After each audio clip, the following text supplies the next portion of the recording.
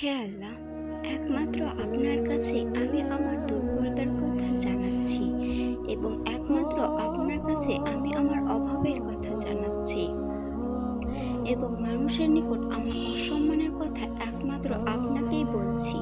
হে আরহামার রাহিমিন, আপনি তো প্রতিটি দুর্বল ব্যক্তির রব এবং আপনি আমার রব।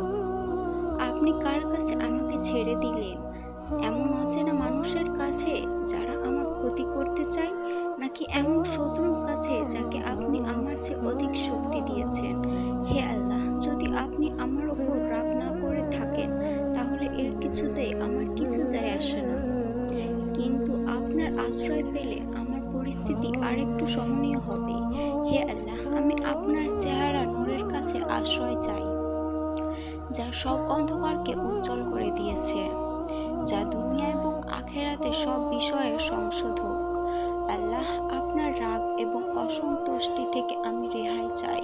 আল্লাহ, এসব কাজে শুধু আপনাকে খুশি করার জন্য করা এবং আপনি ছাড়া কোনো শক্তি নেই, কোনো ক্ষমতা নেই।